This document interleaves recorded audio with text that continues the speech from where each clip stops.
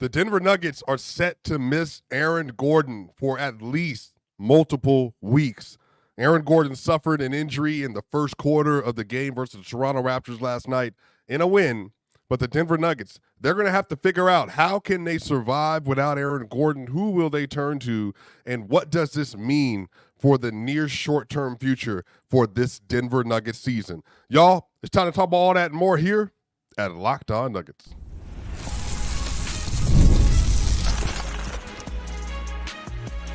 You are Locked On Nuggets, your daily Denver Nuggets podcast. Part of the Locked On Podcast Network, your team every day. What's going on, y'all? Welcome to Locked On Nuggets. This is your host, Swiper. This is your team every day. Thank you so much for joining us for yet another episode today, y'all. Today's episode is brought to you and sponsored by Gametime. Download the Gametime app, create an account, and use code LOCKEDONNBA for $20 off your first purchase. Y'all, let's get straight into it. So Aaron Gordon, yesterday, he suffered a calf injury per Shams, and basically he looked like he was dealing with the injuries for the last several weeks. And he's been dealing with stuff seemingly from the offseason. And Aaron Gordon yesterday, I don't know if you all remember, but there was a play where he got a charge called on him. He tried to sidestep, and he apparently over the course of that play landed wrong and injured himself slightly and then went out of the game. Now, the Denver Nuggets, they're sitting at 4-3 currently on the year. Aaron Gordon has been pivotal for this team. He's averaging 15.7 rebounds and 3 assists. He's been shooting 55% from the three-point line so far this year while being a very consistent player for them and obviously their most important defender on the roster. Aaron Gordon has been spectacular, including the Wolves game where he had 31, I want to say, and 11, made a bunch of three-pointers. And so this is obviously going to be a big blow to the team because AG, in many ways, he's the heart of the Denver Nuggets. Aaron Gordon hustles. He makes the three-man game work with Jamal Murray. He is the ultimate team player. He buys into the identity. He really supports what Nikola Jokic is doing. He plays backup five. He's developed into a legitimate floor spacer this year. So AG obviously is going to be a player that is missed, and I don't want to understate that. Aaron Gordon's a very important player for this team and for this franchise. Now, the good news, Aaron Gordon being out for this time frame, this early in the season, is manageable. And the reason that I say that is even though they have a rather difficult set of games coming up. They got the Thunder tomorrow. They play versus the Mavericks this week. They play versus the Miami Heats this week. They're definitely going to have to figure out some ways to survive without him. But the good news is that because it's so early, this is something that they can catch right now before they get into the nitty-gritty of the season, before you really got to start pushing for wins. They can kind of deal with this as of right now. And as we get further into the show, we're going to talk about some replacement options. But Aaron Gordon is obviously just a huge part of what this team is trying to do overall. And they're really just going to have to find ways to manage without him. And, you know, what AG's been able to offer this year, especially while Jamal has been finding his groove, I'll say that. AG has just been a consistent and constant for them in the lineup that just allows for them to be able to do a lot of different things. And so Aaron Gordon, you know, he just signed a 4-year deal. He's obviously a player that the Denver Nuggets highly value. He took a $17 million pay cut to stay with this team. He has done anything and everything asked of him in order to make this team better. And obviously the team appreciates that, and they know that. Again, AG this year, 15.4, 6.7, 3 assists a game, a steal a game, and then he's averaging 30 minutes per game. Obviously, he went out yesterday early, 53% from the field, 54.5% from three, 84.6% from the line, and a 66.3 true shooting. I mean, that's a big deal. You know, to be getting that kind of production out of a player that gives you that much versatility is a really big deal not to have him in the roster. And so obviously don't want to downplay that at all. That's something that they're going to miss irrevocably. It's not even a question. But I do think that the good news is that because of the way that the team has been built, they're going to have an opportunity to really pour in to what they want their identity to be and figuring out who on this roster is ready. Who on this roster is ready to step up and to take care of business and to do this job. Now, AG, there's just a lot of intangibles that he has. And so even if you noticed the game yesterday versus the Toronto Raptors, Michael Porter Jr. made some really good plays down the stretch of that game, but MPJ got lost on a lot of back screens yesterday. And Hunter Tyson, as good as he is at different points, he also lost some stuff defensively. And so when you're looking at the roster and you see Julian Strawther kind of getting beat off the dribble, he's still figuring out how to be a POA defender in this league. He will get better. Aaron Gordon makes up for a lot of that. Even for Jokic's defense yesterday, which was not great for a majority of the game until the end of the game.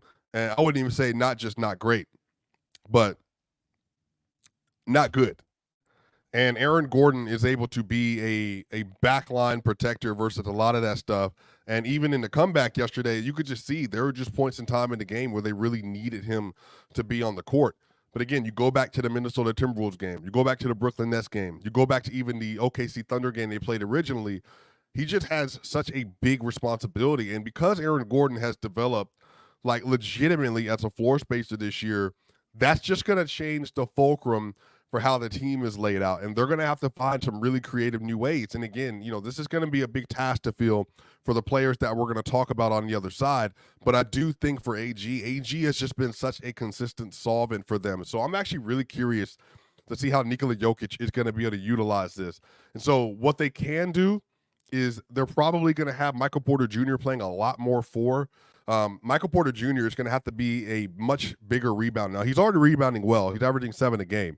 But they need him to step up his rebounding in total, and I think they're going to be able to play around with some different lineups where they're going to be able to put him at the 4, increase their floor spacing.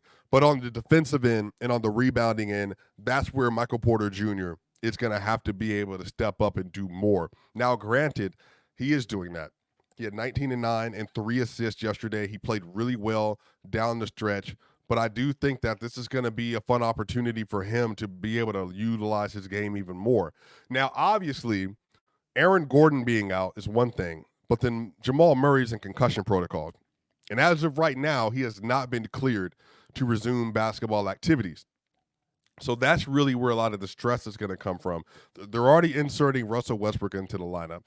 Aaron Gordon at the small ball 5, but also as the 4, that it gives you in some ways, a defensively slanted lineup around Jokic and around Michael Porter Jr., which allows for them to do some different things with the lineup. So if you ask me in terms of like my panic meter, you said Swiper, like, how are you actually feeling about this? Are you concerned about the long-term effects from this? I would say that the panic is at about a 2 or 3, but because they caught it so soon. But again, calf injuries can be tricky. Now, this is not doom and gloom. There's no report of anything else, but calf injuries, just because of the way the muscle is situated and especially what it's connected to, you just want to be really careful to make sure you're not putting a lot of tension onto your lower body and your lower extremities when you're trying to deal with an injury like this. And so I do think that taking this smart approach, taking a couple weeks off for Aaron Gordon and then allowing for him to get healthy, that stuff is really going to aid the overall roster. And like I said, what they do have a lot of is they have a lot of like bigger wings, I would say, that can kind of slot in this role. Now, the degrees to which they'll be effective is going to vary. But in particular for Michael Porter Jr., this is going to be kind of his spot that he's going to have to take the bigger load over. And I would also say I think Michael Porter Jr., he's gotten away with not always being as locked in defensively as he needs to. Now, he's had some really high peaks like the 23 playoffs. Yesterday wasn't so great.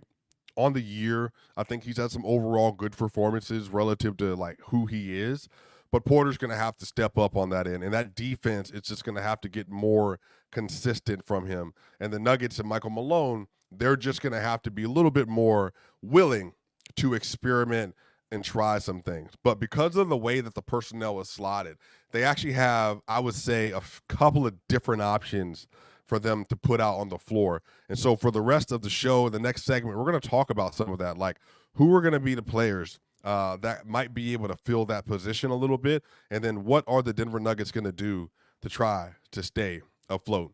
Y'all, we're going to talk about all that and more next here on Locked On Nuggets.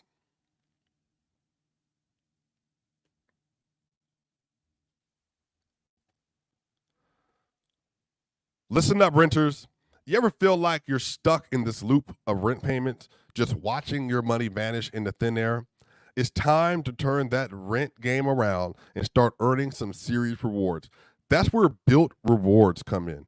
All right, real talk, y'all. We've all been there. We feel like we're burning cash with the rent checks. It's frustrating. Rent comes every month, but things change in your life. You have inconsistent flows of money. You might lose money at times, and there are just a lot of things that are always happening around you. But the great thing is, and here's the deal with Bilt Rewards, they figured out a way to make rent more rewarding. So say goodbye to the money bonfire and hello to a renter's revolution with Bilt. Bilt is breaking ground as a neighborhood rewards program that hooks you up with points on your rent. Every month, pay your rent and watch the Bilt points roll in. Use points to jet off on a dream vacation. Put your points towards flight or hotel stay with 500 plus airlines and 700,000 plus hotel and properties. You can also use your points to book fitness studio classes, redeem them towards future rent payments. They're designed to meet your lifestyle. Pay rent hassle-free through the Bilt Rewards app. Your rent game just got a major upgrade. Bilt points have been consistently ranked the highest value point currency by the Points Guy and Bankrate.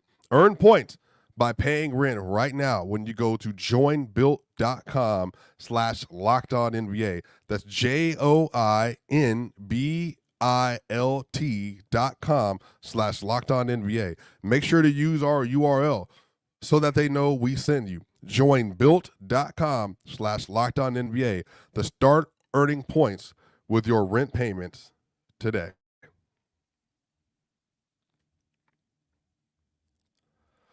Y'all, as you know, I love going to concerts. I love going to venues. I love seeing the new sites. I love watching live shows.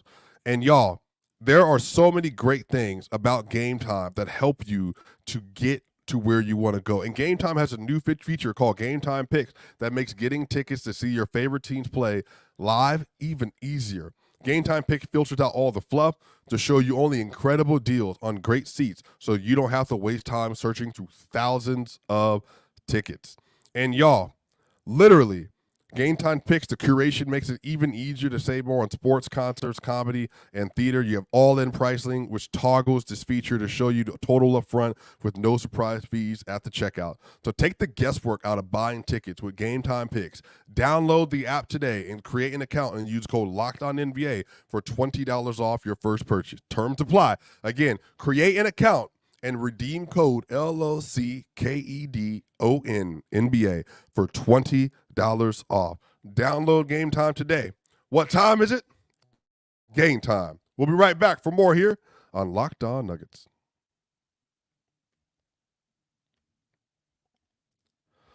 We're back here for Locked On Nuggets. This is your host, Swiper. This is your team every day. Shout out to you all. Make sure if you're listening to this on the Apple iTunes side, you give us a 5-star review. That way more and more people can listen to the great content being made here at Locked On. And if you're watching this on YouTube, make sure, please, like, share, and subscribe. Want to see if we get to 10,000 subscribers by the end of the year, continuing to go big on the Locked On NBA Denver Nuggets side. Y'all, so what does this mean? Aaron Gordon is out for multiple weeks, calf strain. This is going to be obviously a stress for the Denver Nuggets. But, y'all, I'm going to say it like this. Peyton Watson, Zeke Naji, and Hunter Tyson, this is your time. Calvin Booth, this is your time. This is exactly what Calvin Booth was planning for. Now, again, I also want to mention this. I said this before, but this is where Deron Holmes having the Achilles injuries really hurts the team. They would have had a 6'10" freak athlete who's a great rim runner, who's also a three-point shooter that they could have utilized in this spot, but they're not going to be able to play him in this offense and in this defense until next year. But that's a big loss for this team because that makes other players have to play kind of, I would say, up a position than they normally would. But for me, Peyton Watson is going to be the easy insert in this lineup. Now, he's going to have some great challenges in front of him over the next couple of weeks. OKC They're going to have Shea Gilgeous-Alexander. They're going to have J-Dub. They're going to have Lou Dort. They're going to have Cason Wallace. They're going to have Alex Caruso. They got a lot of players in that roster. Aaron Wiggins. Peyton Watson is going to have the task of guarding all these players, him and Christian Brown. And then the Miami Heat, Jimmy Butler, Tyler Hero. They're going to have Jaime Jaquez Jr. They're going to have a lot of wings on the roster. Terry Rozier, that he's going to have to be able to defend and be ready to defend well. And then you get Luka Doncic and Kyrie Irving on Saturday or Sunday, November 10th. And then right after that, you got the New Orleans Pelicans. If Zion's back playing in that, Brandon Ingram's going to be there. And then you get Memphis with Ja Morant and Jaren Jackson Jr. on a back-to-back or on back-to-back games. And then you get Dallas again.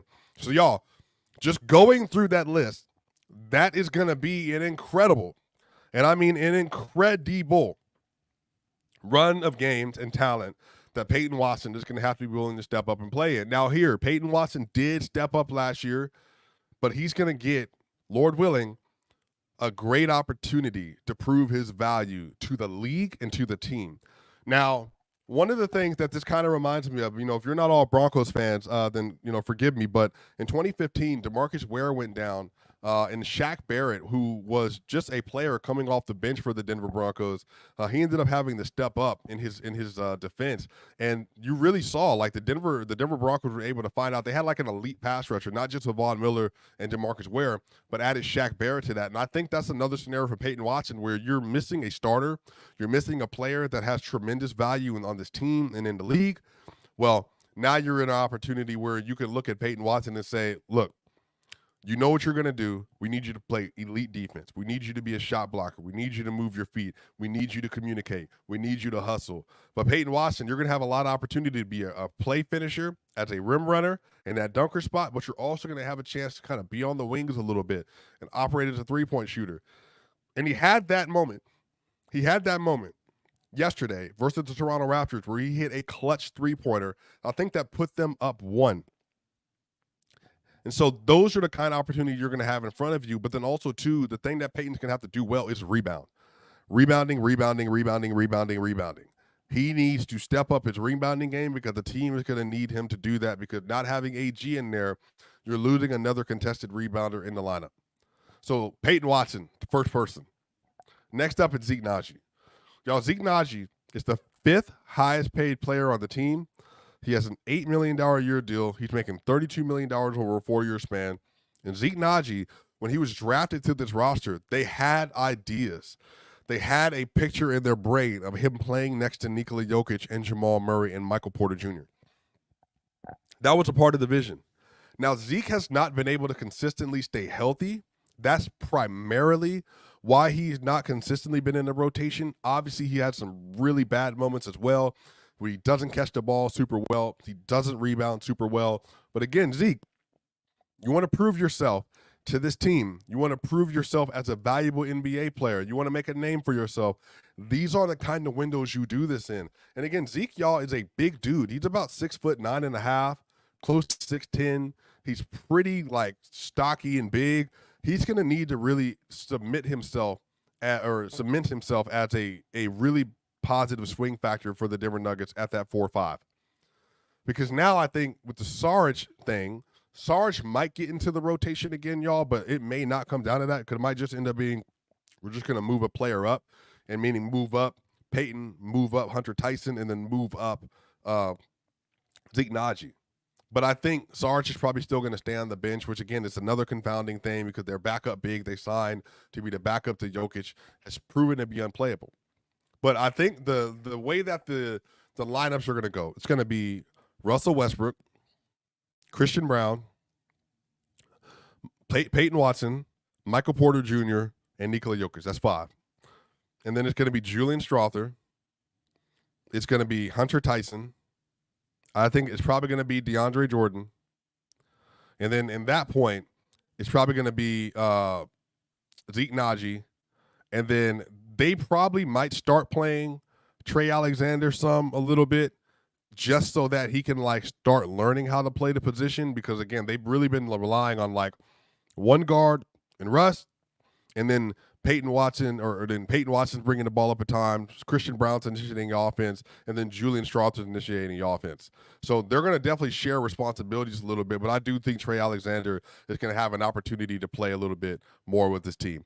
On the other side, we're going to talk about how these three individually fit with the starting lineup, but also who's just going to have to step up for the rest of the team while AG is down. We're going to talk about all that and more here at Locked On Nuggets.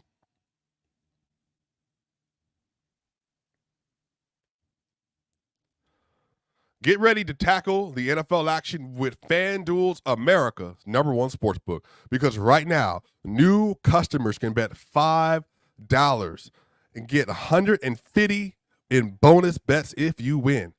The FanDuel Sportsbook app gives you everything you need to place live bets on the NFL all in one place. So when you get a hunch in the middle of a game, you can check out the latest stats, view live play-by-play, and so much more on the same page where you place your bets. Just visit FanDuel.com to join today. You'll get started with $150 in bonus bets if you win your first $5 bet.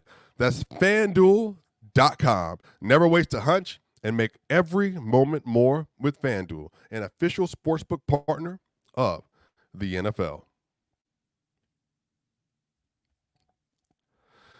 Now, guys, sometimes intimate moments happen spontaneously, and we always want to be ready so we can perform in the bedroom. Hims provides access to treatments that can help you stay hard and last longer, giving you a boost of confidence so that you can be ready for whenever the mood strikes. Now, your sex life is important, but your schedule is busy. You don't have time to go to a doctor's office and get treated for ED. Through Hims, you can get a personalized ED treatment without stepping foot outside your door. Hims is changing men's healthcare by providing you with access to affordable sexual health treatment from the comfort of your couch. Hims provide access to a range of doctor-trusted ED treatments like chewable hard mints and Viagra and Cialis, and their generics for up to 95% cheaper. The process is 100% online, so there's no need for uncomfortable doctor visits. Just answer a series of questions on their site, and a medical provider will determine the right treatment option. If prescribed, your medication ships directly to you in discreet packaging for free. No insurance is needed, and one low price covers everything from treatments to ongoing care. With hundreds of thousands of trusted subscribers, Hims can help you find the ED option that works for you. Start your free online visit today at hims.com/lockedon. That's HIMS.com/lockedon for your personalized ED treatment options. HIMS.com/lockedon.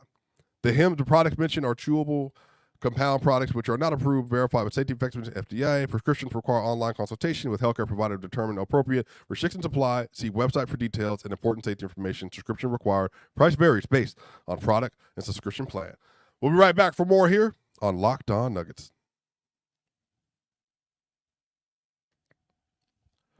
All right, we are back here for the final segment of Locked On Nuggets. This is your boy Swiper. The Denver Nuggets will be without Aaron Gordon for at least multiple weeks. He is out with a calf strain sustained during the Toronto Raptors game in Denver. The game they were able to come away with a 2-point victory thanks to some stellar defense by Russell Westbrook. But y'all, we talked about it a little bit, but Peyton Watson's going to have to step up. He will more than likely be inserted in the starting lineup. Zeke Naji and Hunter Tyson are going to be the two off the bench to kind of fill out the rest of that spot.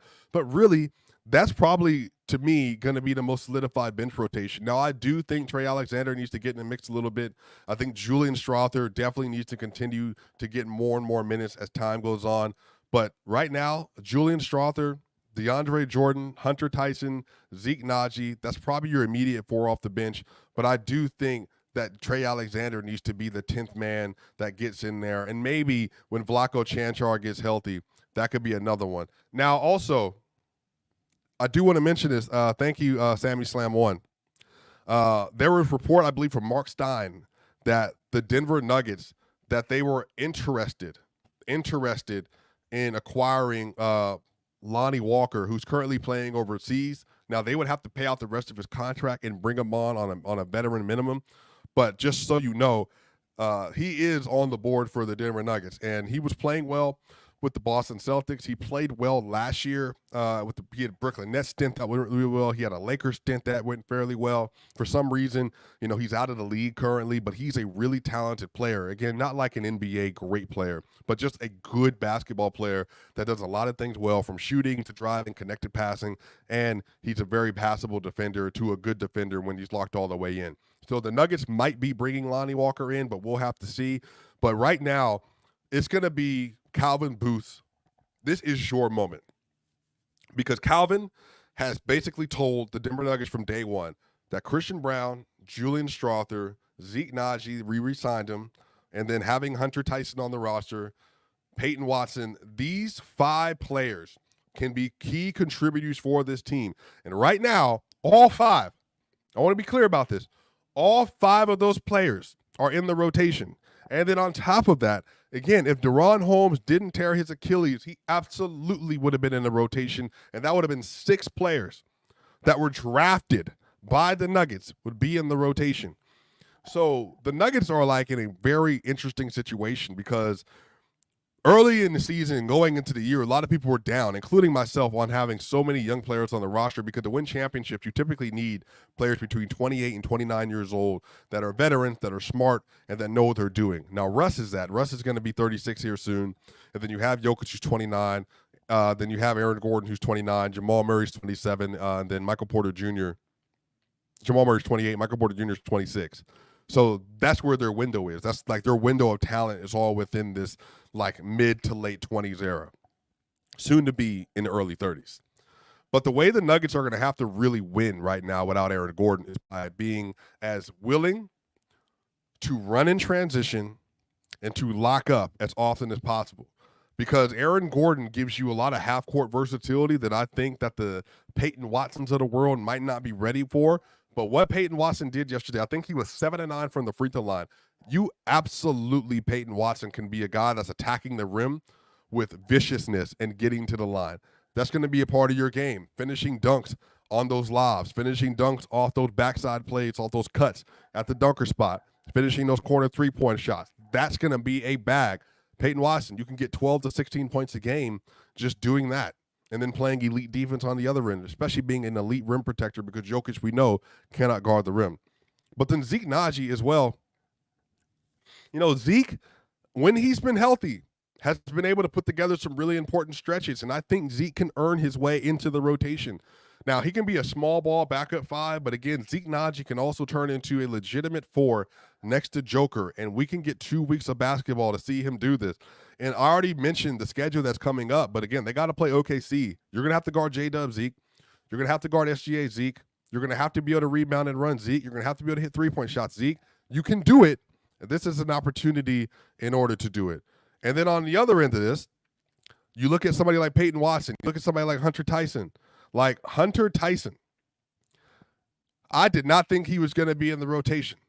I did not think Hunter Tyson was going to be a guy that they'll be able to depend on. But Hunter had a great block last night. I was shocked. It was a weak side help rotation. They played up at the level. Hunter Tyson beat the man to the spot. He was able to get up and block the shot and played really good defense at points. Now, that was incredible. And I think if he continues to show more chops like that, but Hunter, he came into the league as a shooter. He was known coming out of college as a shooter. He's going to have to hit three-point shots. It's going to have to happen. That's going to have to be an important part of his game. Now, I believe he can get there. I believe he can do it.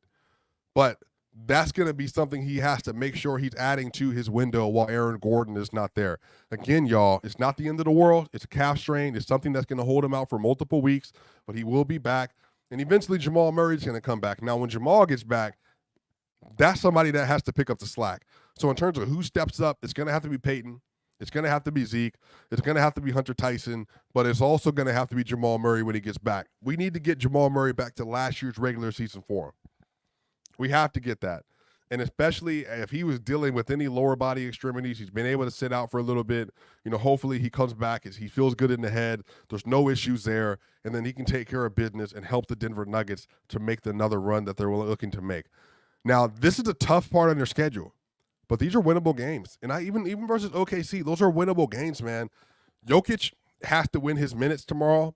But the bench unit, you have to be able to be passable. If the bench unit is passable and the Denver Nuggets starters are as dominant as they've been, they can beat anybody. But that's what it comes down to. Can the bench sustain itself at all?